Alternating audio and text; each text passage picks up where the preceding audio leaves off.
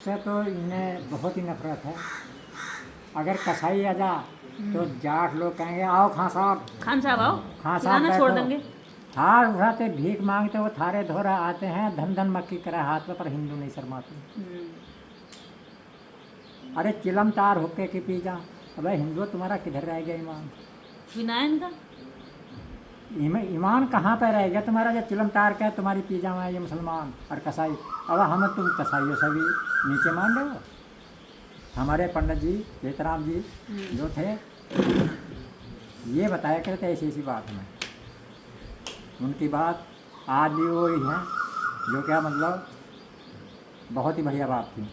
अब हिंदुत्व की बात आपने छेड़ी है, मैं हिंदुत्व वैसे जानना चाह रही थी पर इस पर आपने बात रखी तो इसी पर हम बात कर लेते हैं। हम भी बहुत बड़े हिंदूवादी बनते हैं, हम भी कम नहीं हैं।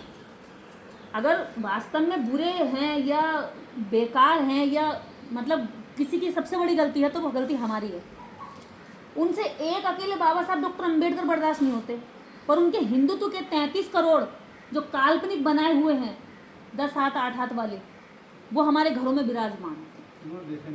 हम सुबह उठने से पहले उनके आगे नतमस्तक किए बिना काम ही शुरू नहीं करते, दिन ही शुरू नहीं करते। तो हम कितने बड़े गुलाम हैं। गलती उनकी नहीं है, गलती हमारी है कि हमने अपने बाबा साहब अम्बेडकर की बात नहीं मानी। वो तो अपने बाप दादाओं की बातें मान के हमें गुलाम बना रहे हैं। भाई एक मालिक है, किसी को उसमें खाए रहा है व्यवस्था में, तो वो व्यवस्था क्यों तोड़ेगा? उस सिस्टम में जिसको नुकसान है वो तोड़ेगा ना, वो झटपटाएगा, वो कोशिश करेगा। कोई मर्जी से अगर आपका पैर दबा कर खड़ा है तो आपको एहसास कराना है ना कि दर्द हो रहा है, हलचल हो रही है, वो आप हटाओगे। वो क्यों हटाएगा? क्योंकि उसका तो मकसद तुम्हें दबाना है ना। तो ये जो हिंदुत्व की बात है, जिस दिन आप लोगों ने आरक्षण विरोधियों को वोट देना बंद कर दिया, जिस दिन आप लोगों ने बाबा साहब अम्बेडकर से नफरत करने वालों के देवी देवताओं को घर में रखना बंद कर दिया, जिस दिन आपने इनको दान दक्षिणा देना बंद कर दिया, सच बता रही हूँ, उस दिन आप लोगों का राज स्थापित होगा। और जो हिंदुत्व का डंका बजा के हम पर राज कर रहे हैं ना, ये हमारे खेतों में धान काटते नजर आएंगे। लेकिन हम में भी तो हिम्मत होनी चाहिए, वो डर भी तो निकले हमारा। हमें तो लगता है यार हमने इसके आगे नहीं जोड़ा तो हमारा कोई नुकसान ना हो जाए। बुखार आया किसी और वजह से, लोटा लेके भाग पड़ते हैं वहां कि भैया ऐसा हो सके, कुछ गलती हो गई।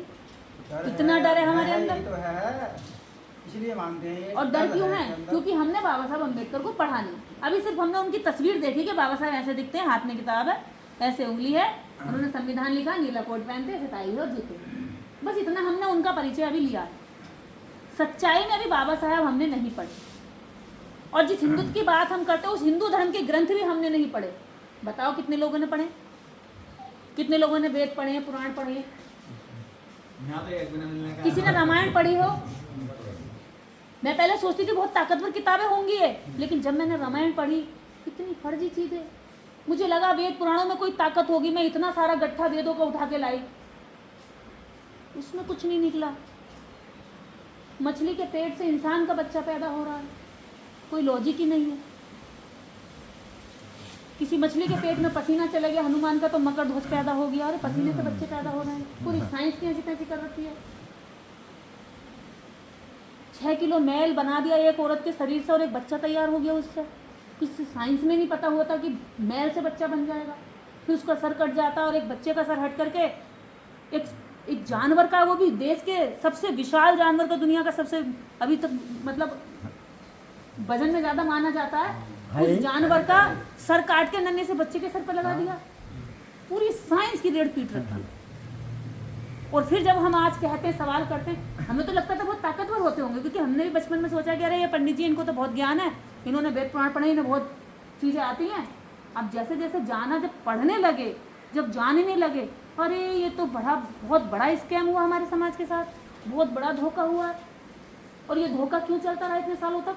क्योंकि हमारे लोगों ने इसको पढ़ा नहीं। पहले तो उन्होंने पढ़ने नहीं दिया, क्योंकि शूद्र अछूत अगर धर्म ग्रंथ पढ़ेंगे तो धर्म भ्रष्ट हो जाएगा।